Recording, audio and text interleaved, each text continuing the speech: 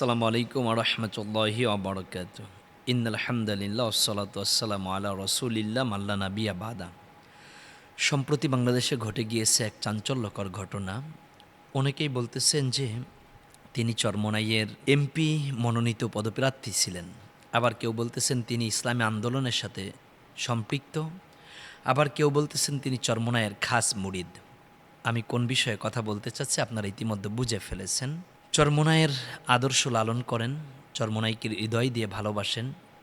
চরমোনাই বাংলাদেশের একটি তাসকিয়ায়ে নফসের আত্মশুদ্ধিমূলক হকপন্থী দরবার। এই দরবার রাজনৈতিক অঙ্গনে সক্রিয় আছেন। আসলেও তাদের দরবার এবং রাজনীতি দুইটাকে আমি যদি খুব কাছাকাছি আনি এবং জুম করে আপনাদেরকে দেখাই, তাহলে তাদের আত্মশুদ্ধির যে জায়গা এবং রাজনৈতিক যেই প্যাটার্ন, দুইটার মধ্যে অনেক পার্থক্য আছে। কারণ রাজনীতি এক জিনিস আর দরবার কিংবা খানকা চালানো আরেক জিনিস। এই চরমোনাই সমর্থিত এমপি পদপ্রার্থী অধ্যাপক আনোয়ার হুসাইন, যিনি বাংলাদেশের সর্বজন শ্রদ্ধাভাজন একজন ব্যক্তি, যিনি হায়ার এডুকেটেড, যার গবেষণা, যার ইলম, যার লেখাপড়া এই জাতিকে আলোড়িত এবং আলোকিত করে। আসলেও আলোকিত মানুষ আলো ছড়াবে, আলোড়িত মানুষ জাতিকে পথ দেখাবে। কিন্তু এই মানুষগুলো যখন পথ হারা হয়ে যান, তখন এদেশের মানুষের অন্ধকার ছাড়া আর ভাগ্য আকাশে আলোর কোনো ছায়া থাকে না। এমন একটি ঘটনা ঘটে গিয়েছে কয়েকদিন আগে।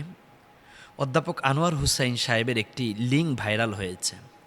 লিঙ্ক ভাইরালের কথা যদি শোনা যায়, তাহলে মানুষ খুব একেবারে নড়ে চড়ে বসে যে ঘটনাটি কী হয়েছে জানার জন্য মানুষের এত বেশি কৌতূহল, মানুষ জানবার জন্য এত বেশি উদ্বেগ পোষণ করে, জানবার জন্য মানুষ এত বেশি ছটপট করে। কিন্তু আল্লাহর কোরআন শেখা যে ফরজ, ওই কোরআন শেখার জন্য মানুষের এত ছটফটানি নাই। নেগেটিভ জিনিসের প্রতি মানুষের মনোনিবেশ খুব বেশি। এমন একটি ঘটনা ঘটে গিয়েছে অধ্যাপক আনোয়ার হুসাইন সাহেবের, যার একটি লিঙ্ক ভাইরাল হয়েছে, মাত্র 30 সেকেন্ডের একটি ভিডিও ক্লিপ, যেখানে দেখা যাচ্ছে তিনি একেবারে উলঙ্গ এবং অন্য পাশ থেকে কোনো এক মহিলা। আসলে এই কথাগুলো তো সোশ্যাল মিডিয়াতে এইভাবে আমার মুখ দিয়ে অন্তত বলা উচিত হবে না। তারপরেও আপনাদের সতর্কতার জন্য, আপনাদেরকে বিষয়টি অভিহিত করার জন্য, ভবিষ্যতে কোনো আলেম এবং সম্মানিত মানুষ কিংবা কেউ যেন এরকম ফাঁদে না পড়ে, এজন্যই মূলত শিক্ষণীয় এই ভিডিওটি ক্রিয়েট করা, আপনাদের সামনে উপস্থাপনী দেওয়া।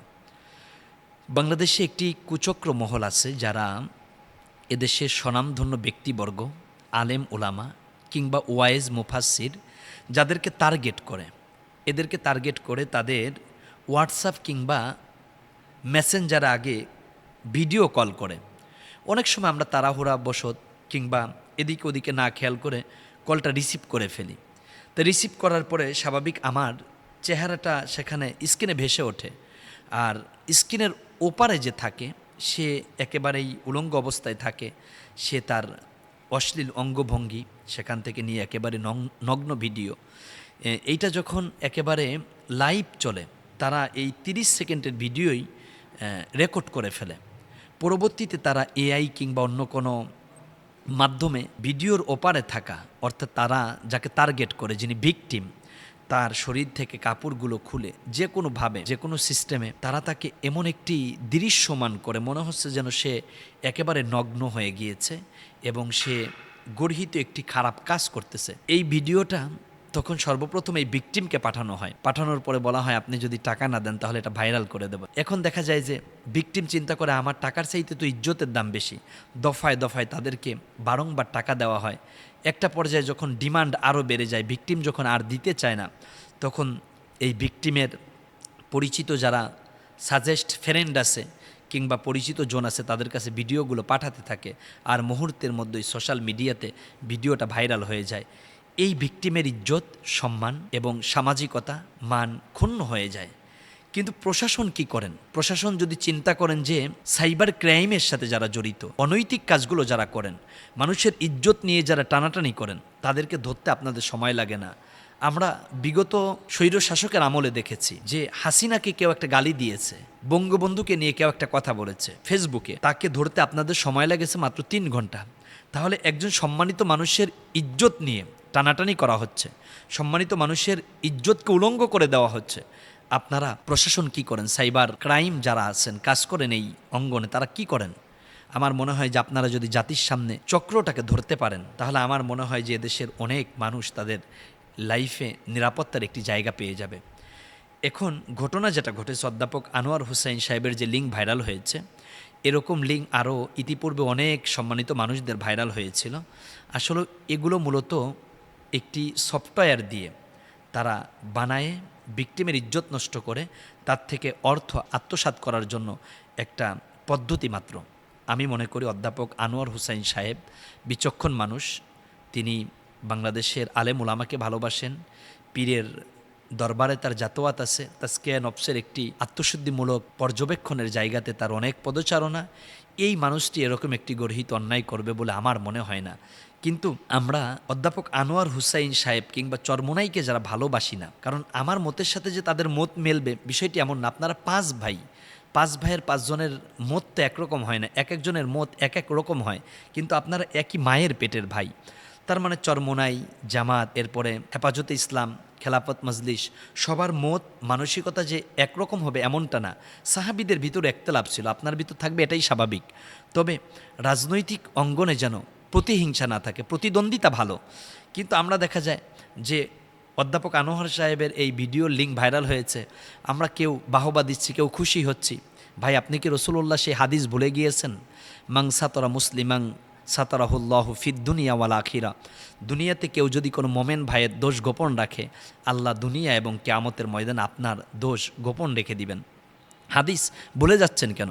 অনেক আলেম ওলামারা দেখলাম যে এই বিষয় নিয়ে স্ক্রিনশট দিয়ে আবার ভিডিও লিঙ্ক শেয়ার করতেছেন। আমি আপনাদেরকে বলবো, ভাই এখানে থেমে যান। আজকে আপনি অন্যকে উলঙ্গ করবেন, কালকে আপনি উলঙ্গ হতে সময় লাগবে না। এজন্য কবি বলেছেন, অন্য কারো শোকের তাপে সঙ্গী হলে ঠিক তোমার শোকে সঙ্গী পাবে, এটাই স্বাভাবিক।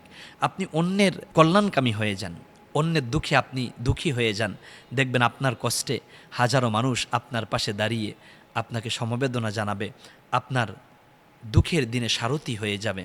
কিন্তু আমরা কি করি? অন্যকে ঘায়েল করার জন্য যত জায়গা আছে এগুলোতে অ্যাপ্লাই করি, আর তার দুর্বল পয়েন্টগুলো নিয়ে আমরা বেশি মাতামাতি করি এবং ঘাটাঘাটি করি। আমি বিনয়ের সাথে ওই ভাইদেরকে বলবো, অধ্যাপক আনোয়ার হুসাইন সাহেবের সাথে আমার রাজনৈতিক দর্শনের একটি দূরত্ব আছে, ভিন্নতা আছে, কিন্তু তার ইজ্জত নষ্ট হোক, তার সম্মান নষ্ট হোক, এমন কোনো কাজ আমরা কোনোভাবেই করব না।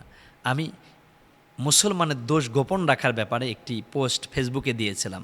আহারে, সুশীল সমাজের অনেক ভাইয়েরা তারা আমাকে এমনভাবে ধুয়ে দিলেন, আমি চিন্তা করলাম যে ভাই, আপনারা জাতির বিবেক, এ জাতির কর্ণধর, জাতির রাহাবার, আপনাদের আচরণ যদি এরকম হয় সাধারণ মানুষ কোথায় যাবে? আনোয়ার ভাইকে আমি বলবো যে আপনি বিষয়টি সোশ্যাল মিডিয়াতে এসে স্পষ্ট করুন, আর জাতিকে যদি এ বিষয়ে আপনি অভিহিত করেন তাহলে জাতি হয়তো সত্য যে মেসেজ আছে সেটা পাবে। তবে ভিডিও দেখে কোনোভাবেই আমার মনে হয়নি যে এটা রিয়েল ভিডিও। আল্লাহ আমাদের সবার ইজ্জতকে হেফাজত করুন। আল্লাহ পূর্ণ দিন এবং ইমান নিয়ে আমরণ পর্যন্ত দিনের পথে অবিচল থাকবার তৌফিক করে দেন। আমিন। আসসালামু আলাইকুম আ রহমতুল্লাহি অবরকাত।